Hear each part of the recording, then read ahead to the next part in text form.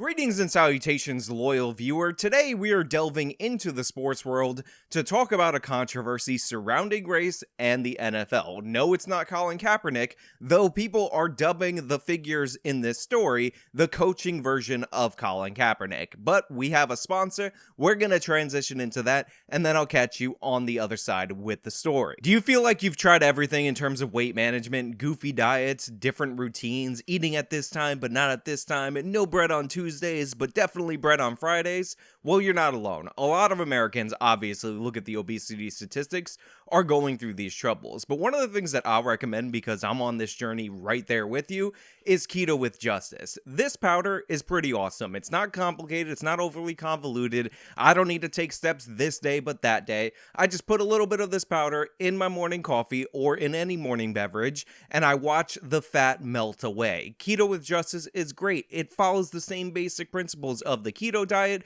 It's just one powder a day, no overcomplications, and it will help prolong a state of ketosis and thus help you burn a little bit more fat.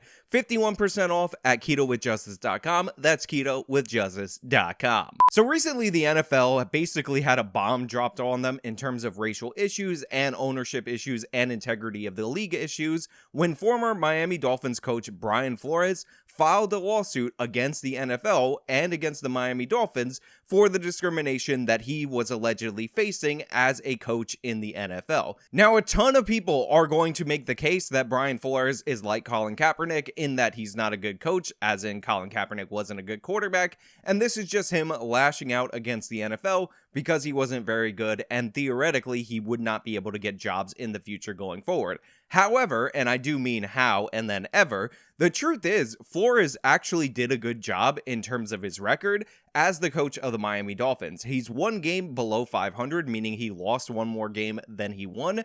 But if you look at the construction of those Miami Dolphins teams, they were projected to do far, far worse if not for the coaching of Flores. So this is not a situation where this guy on his own, based on his performance, would not be able to get a job as a head coach or as a coordinator in the NFL going forward. There's a lot worse coaches in the NFL that get chances after chances, so Brian Flores' lawsuit really was filed seemingly out of nowhere without a motivation in order to get himself more jobs or media attention or similar, because again, he was successful as a head coach, and by all metrics, people think he did more than what was expected of him when he was working with the Miami Dolphins. So much so that when Flores was fired as the coach of the Dolphins, it actually raised a bunch of different suspicions about why they would fire him, because he seemed like he was improving the team, and maybe it was just a situation where he wasn't liked, or they were going in a different direction, or maybe it's what Brian Flores is actually alleging went on in the Miami Dolphins organization.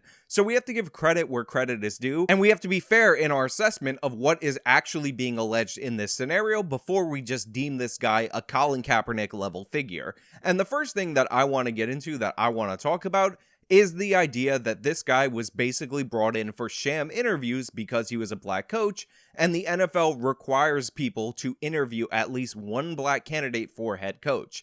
This is all true, and in fact, I would say that Brian Flores, out of all the allegations that he laid out throughout the course of his lawsuit, this is probably easily the truest one humanly possible, because you see, the NFL has a rule, and it's a rule meant to fight old discrimination in the NFL, and it's called the Rooney Rule. And according to the Rooney Rule, anytime you're looking for a head coaching position, what you need to do is at least interview one black person for that head coaching position. Now, you might disagree with this rule, you might not like this rule, you might have all kinds of feelings about this rule, but the fact of the matter is, this rule exists. However, there's also a bunch of premium coaches in the NFL, and the overwhelming majority of those premium coaches are in fact not black. They are in fact white. So what ends up happening a lot of the times, and other black coaches have talked about this, is that these people get brought in because you need to interview at least one black coach for an interview, and they know, and the ownership knows, and everybody involved knows that this is just to fill the quota of the Rooney Rule. So what Flores is talking about in terms of these interviews being unprofessional, in terms of him not really having a shot at any of these jobs, is probably 100% legitimate. I mean, think about it. The Kansas City Chiefs hired Andy Reid a couple of days after he left Philadelphia because the Kansas City Chiefs wanted Andy Reid as the coach of the Kansas City Chiefs. There was no way anybody who was being brought in as an alternate candidate, even one that was brought in due to this affirmative action style rule known as the Rooney rule, was going to win over the Kansas City Chiefs in comparison to Andy Reid. It just wasn't going to happen. We've seen similar things happen in the league in terms of other coaching hires. And in fact, sometimes people in ownership actually ask the NFL for an exemption to the Rooney rule because they pick their coach and they know who they're going to go with, and they don't want to be in a situation where they have to drag somebody out for a sham interview. Now, to be clear, this is even acknowledged by black head coaches in the NFL that they've done a number of sham interviews. However, a lot of these coaches, even with these sham interviews, talk about the value in them because even though they don't intend to be hired at this point, if they wow ownership in this interview, maybe when it doesn't work out with whatever coach, they end up being the next person on call. So in that regard, Brian Flores' claims about him trying to be interviewed for the Denver Broncos job and them clearly not caring, them actually being drunk during the course of the interview, is not crazy. It's not outside the realm of possibility. And in fact, this has been confirmed by other black coaches who actually went on to be successful black coaches in the NFL, and this is due to the requirements of the Rooney rule. On top of that, there was another instance where he received a text message from somebody who thought they were texting somebody else, essentially making the case before he went to interview with the Bills that this other person was definitely going to get the Bills job. Obviously, this is demoralizing. Obviously, for a lot of people, it bothers them for these sham interviews to exist. But again, on its own, this is standard practice in the NFL just based on the fact that you require the interviewing of a black person. It must feel really bad, to be fair to Brian Flores, but this is not outside the realm of possibility or normalcy, and it seems kind of weird for him to sue based on discrimination based on this interviewing process when this rule specifically gets people like him in the door in order to say we're not discriminating. Now, this could be an issue of tokenism. You have to have one black candidate, even though you know who you're going to go with. And I understand all of that. But the real issue here is with the Rooney rule, not with the individual actions of each organization, because all they were doing is complying with the rules set forth by the NFL. Now, that is one thing. We can set that aside. We can put it in the box. We could say there's a lot of merit to what Flores is saying, even though what he's kind of arguing is against the Rooney rule, which other people have praised, even acknowledging the fact that there are sham interviews, and I'm talking about black coaches. But that's whatever. That's neither here nor there. Or as the professionals like to say, that is neither nya nor nya. Now, I've been as fair as possible as I can to Flores up until this point. However, there is a portion of his lawsuit where he talks about the disparity in pay in terms of coaches.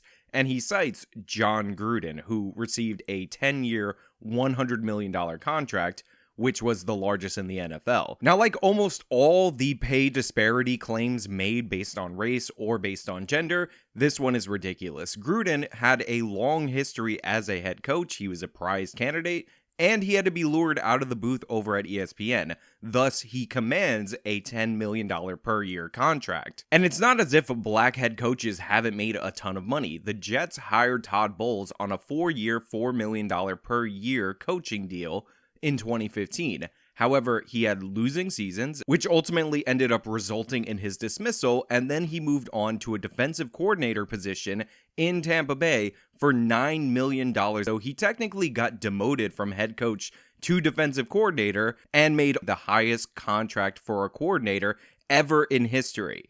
Todd Bowles is a black person, so the idea of pay inequity and all that is just ridiculous. If you have experience, if you're a desired candidate, you can make the money. But what we need to really get into is what actually ended up happening, or the more salacious allegations in this lawsuit. And essentially, what Brian Flores alleges is that during his course of time with the Miami Dolphins, he was offered $100,000 per loss in order to tank for a draft pick by ownership. And this has caused a lot of negative press in the media, because it basically goes to the integrity of the game, and there's a lot of people who gamble a lot on these games, and they gamble based on the perception that these teams are trying their hardest, and if the coach and ownership are in a line colluding to lose games on purposes for draft picks, then you could end up in a situation where people are betting based on information that is fraudulent, and that can be a whole other can of worms, a whole other set of problems in the NFL. Now, I'm going to explain to you why the racialization of this allegation is absolutely ridiculous,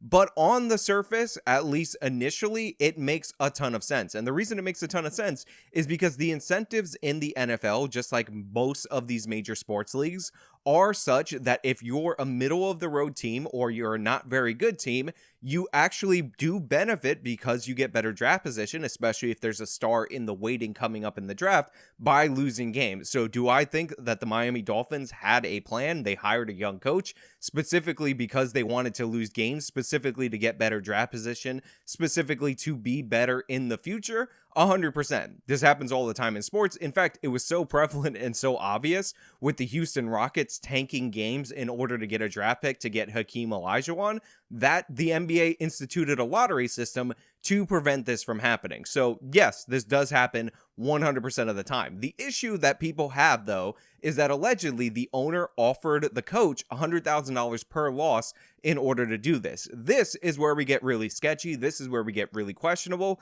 because essentially you can make this plan, but once you start throwing financial incentives in there that are inappropriate, then you can get into issues. Then you can get into problems. And I understand from a gambling standpoint, from an integrity standpoint, from an NFL's image standpoint, why this is a gigantic problem if the Miami Dolphins owner was in fact doing this. Now, with all that being said, that is something that needs to be adjudicated. That is something that needs to be dealt with within the NFL and possibly without the NFL in terms of a federal investigation or some kind of investigation from an independent agency to determine whether or not this in fact occurred.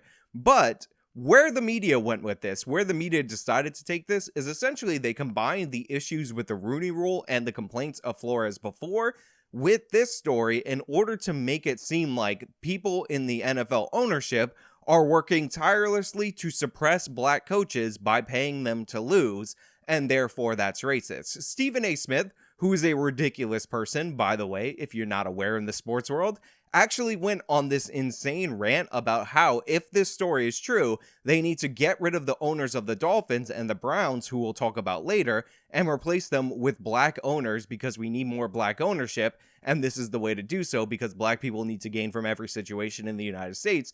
And on top of that, that it's horribly racist that two black coaches are alleging that they were paid or offered incentives to lose games. What I see is that it's not, I wasn't offered $100,000 for every game, but there was a substantial amount of money made within, what happened in the situation every year at the end of it. And I didn't, like I said, really truly understood why until all those numbers and you add it up and you go, what is this? And then you look at year 3 and 4 and it talks about winning games. It talks about winning 8 to 10 games, winning 10 games and winning the division. To me, that's amazing to me. Now, who you just heard a little bit of, and the second issue brought up before we get into Stephen A. Smith, is Hue Jackson, the former coach of the Browns, who had an absolutely terrible record as the head coach of the Cleveland Browns. And basically what he's talking about is a similar kind of incentive structure. However, I do want to point out that it's not being paid per loss. Essentially, the Browns told him when they hired him that he was on a 4-year plan, and if they got good draft picks by year 4, they would stick with him. And no coach takes a job to lose, and I think people understand that. You take jobs to win. Your contract says win, so you don't get paid for losing. And then here I am, after being 1-31, I'm kept the 3rd year and given a contract extension that nobody knew. So Hue Jackson, the former coach of the Browns, despite the way that he's framing these allegations, I actually don't believe that he has any case of merits, because what they're talking about is rebuilding and trying to retool the whole organization, and him being the management guy of the Browns while they're rebuilding the organization. However, they're going to stick with him even despite his record once they get the draft picks and once they set up for victories in year 4. So honestly, his is a non-story. It's a non-issue. It gets coupled in with Flores based on Flores' allegations to give the allegations of Flores some artificial strength. And it gets reported by NFL Network by Stephen A. Smith, so Stephen A. Smith can flip out and lose his mind and say what he's going to say. We all understand that there are teams that want to lose games for drafting position. We understand that, and the NFL may need to take a different look at that, because whereas the worst team obviously gets the number 1 overall pick in the NBA, for example, there's a lottery just to dissuade these kind of actions. Obviously you can still get more ping pong balls available to you and what have you in the National Basketball Association, but it is not a lock that you're going to get the number 1 overall pick if you have the worst record in basketball. The NFL might need and may be forced to revisit that based on these allegations alone. So credit where credit is due to Stephen A. Smith right now. He's actually laying out what is the corrupt incentive structure in the NFL and how the NBA had changed it. And that's fine. That's all good content. This is all normal, rational conversation. I just want you guys to know that Stephen A. Smith actually does know something about sports before he goes into this insane tangent, because it's just crazy what the modern era has done to people who used to be or can seem to be intelligent on other issues as soon as we hit the button of racial issues. But if it is true that not only did you encourage him to throw games, but you tried to enforce it, even offering him $100,000 per loss, you've got to go. You've got to go as owner of the Miami Dolphins. If you are the owner Haslam for the Cleveland Browns and Hue Jackson's allegations are found to be true, you, sir, have to go as an owner for the Cleveland Browns. We talk about minority ownership. We talk about the need for black empowerment and for black inclusion when it comes to the NFL ownership group. If it's true, those are 2 openings that should take place in Cleveland and Miami. Their ownership, they should be forced to surrender ownership of their teams. I just love, and I mean absolutely love, the fact that you can be openly racist in the United States of America as long as you're racist in the right direction. So here we have a scandal that potentially undermines the integrity of the NFL. And Stephen A. Smith looks at this and he says, look, this could be a situation where one or both of these owners can't be owners of their team. By the way, I think that is actually something that could be associated with the Dolphins, not so much with the Browns for reasons I've laid out earlier and I'll talk about a little bit later. But Stephen A. decides that this is a good time for him to take advantage of it and advocate for black owners to replace these current owners. Because again, it's not about integrity, it's about gaining racially based on this situation, because as was pointed out in the Colin Kaepernick thing, there is a push from the regressive left to make sure the NFL has more black ownership, because white people owning NFL teams, that's obviously racist. Remember when Colin Kaepernick compared it to slavery. But Stephen A. Smith is gonna go even further. He's gonna push it to the limit, and we gotta talk about it. And I want to say this as well. I think it's important, Damian, that some white folks speak up. And to get specific, I'm talking white coaches, because I want to know if any white coaches have been encouraged to throw games. I want to know if any white coaches were paid to throw games, because if that was not the case, if no white person comes forward proclaiming that that is something that they were offered, that is something that that was forced upon them, if there's no white coaches that are saying that, then what we have is a situation where, oh, the black dude has to do that. The black dude is enforced to do that. And then when you throw these games, all of a sudden you got a horrible record and you could never get a job again.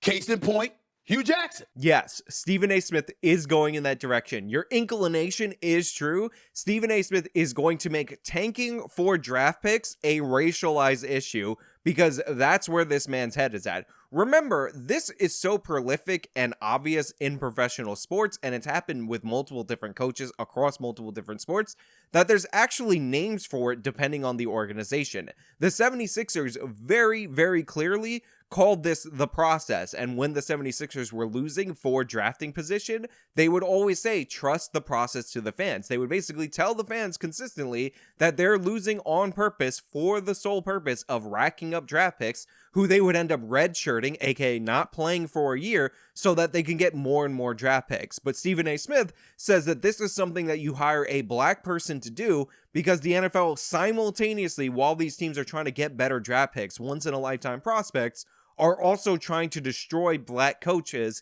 because the owners are that racist. That's actually Stephen A. Smith's argument. Don't believe me? Let me play more of the clip. But if ownership had something to do with that, essentially, in Brian Flores' case, where you're a first-time head coach, oh, so the brother has to go, and he's being forced to lose games and tarnish his own record and not prioritize winning. All we're going to see is the record. And I want to know, were any white coaches in the National Football League offered or had forced upon them losing games and offered money to do so. Because if it didn't happen, then that means you saved such a mandate for the brothers.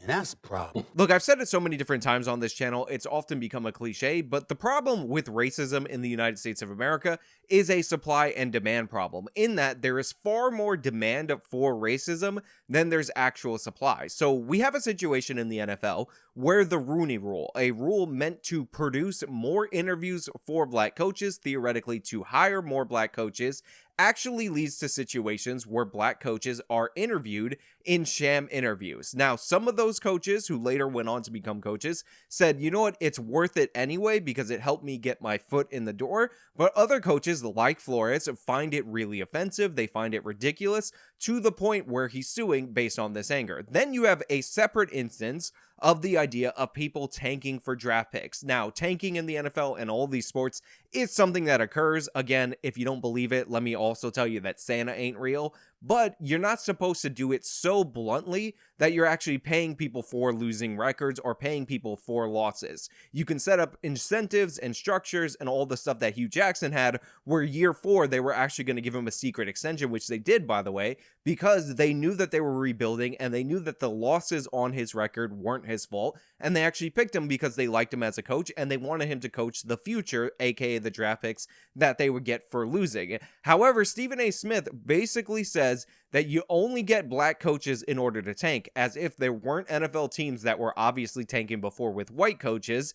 And this is proof of racism because what they're actually trying to do is ruin the records of black head coaches with these terrible jobs in order to destroy their careers, etc., because they're black. It's ridiculous in every possible way, but when you're so desperate to find racism, when you think you found a way to get more black owners in the NFL, because not only do you have to get rid of these white owners, but you also have to force them to sell to black people, you'll do anything when your brain is wired in that messed up way. Hue Jackson, I don't think he has a case. Flores, I actually agree with him. If I was in his position, I would be really annoyed. Whether or not the $100,000 per loss thing is legitimate or not, I don't know, but there is a situation that I could imagine where if something was offered this bluntly, something that was usually and normally implicit, that the Miami Dolphins owner could be in a lot of trouble. However, I really think that this is overblown, and I think that the way that this is being covered by the media as somehow racist to ask coaches to tank if those coaches are black, when tanking is clearly a strategy of NFL teams, is even more ridiculous and absurd. But hey, those are just my thoughts. Let me know your thoughts down in the comments below. If you liked the video, you can show me by leaving a like. You can subscribe for more content. Follow me on all my social media. Support me via the support links in the description box. This has been me talking about people over-racializing the Brian Flores situation. Till next time.